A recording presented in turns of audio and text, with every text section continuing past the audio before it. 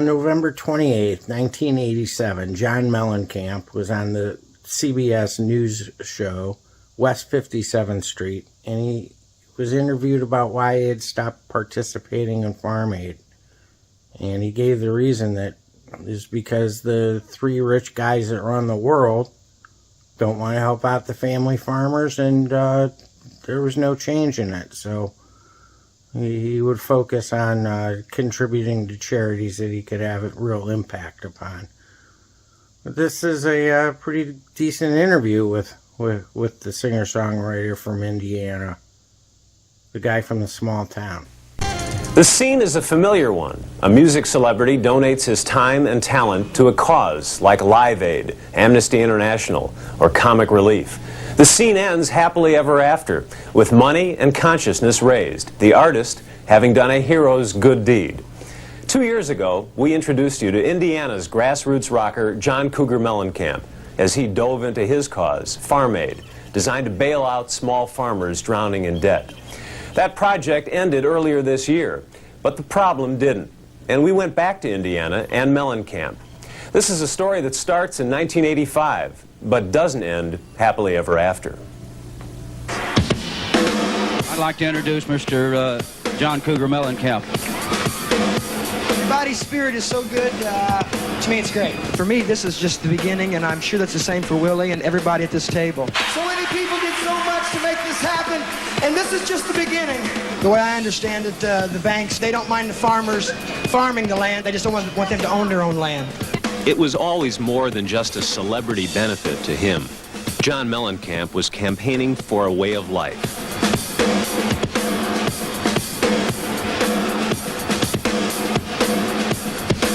You can see it in the images from his music videos.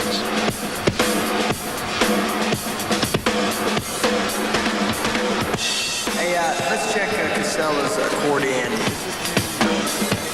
What's that other one laying there, John? Now, after 3 years of Farm Aids 1, 2, and 3, Mellencamp has moved on to a new album, a new tour, and a new attitude.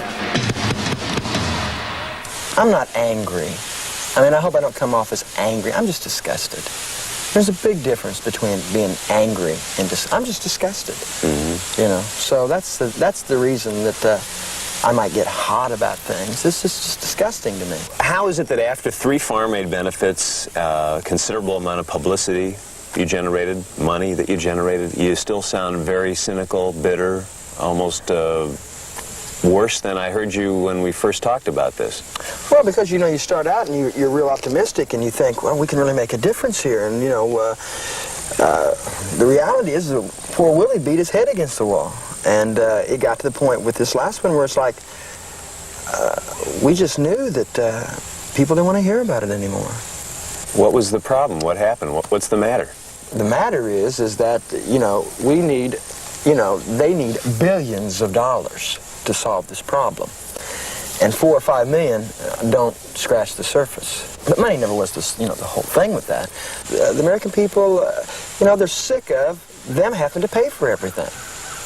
You know, I'm sick of it. I'm sick of reaching in my pocket every time I turn around. What do we have this government for if not to do these things? I mean, isn't that their job? What do I pay all this money for? Taxes. Are you humbled a little bit by all this? How has it changed you? I'm just a little wiser, I guess, about this. See through a lot of things that I didn't have the opportunity to see before.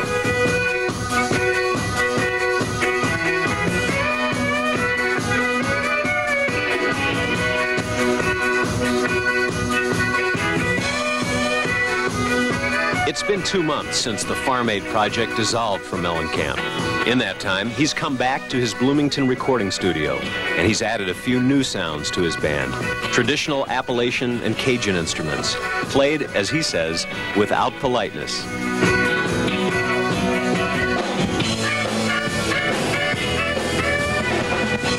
You hear those instruments and they're just so traditional. They're so old they sound fresh, you know. And that kind of gives the songs a timeless feel.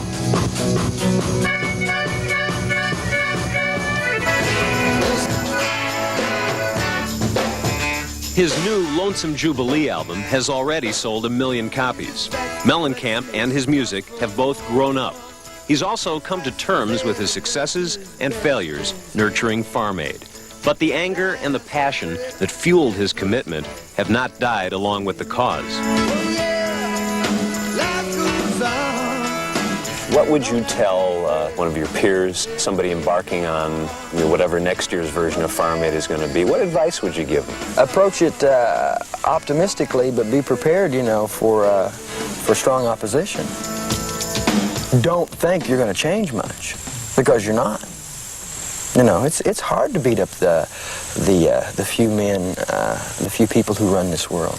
It's a tough job. Be prepared to be hit with the attitude that you just displayed, whatever next year's cause is. See, that's the attitude. See, now you're beating me up for saying next year's cause, but what am I supposed to say? It's amnesty, it's Farm Aid, we've had Live Aid, we had Bangladesh. That's what I'm come on, saying. I turn on the television every week, there's a new benefit. No, look, here's the deal, man. Why are you saying that? Because there are so many of these. No, that's not why. It's because the people who are supposed to take care of this crap aren't taking care of it.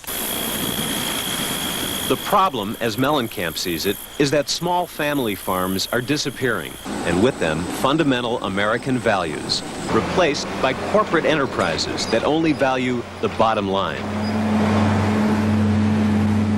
According to government statistics, since 1981, 200,000 farmers have gone out of business, and no one is taking their place.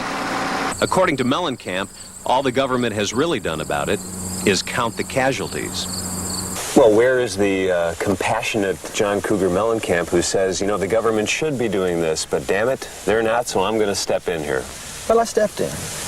Willie Nelson and I stepped in with our best foot forward, and we went to the Senate. I've had people call me up and want me to loan them money. Guys that are your guys' age, not my age.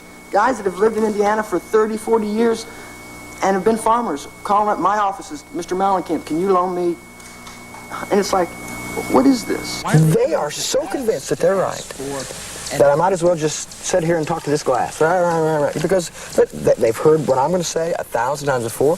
They've decided that it's wrong, and that their decision is right for the country. What is it that they don't understand? Well, they understand. They understand perfectly. Don't misunderstand me. They understand what the problem is. But the bottom line is that they won't make any money helping a small family farmer. Corporate America is taking over. And I don't think corporate America does not have my best interests at heart. They are the power.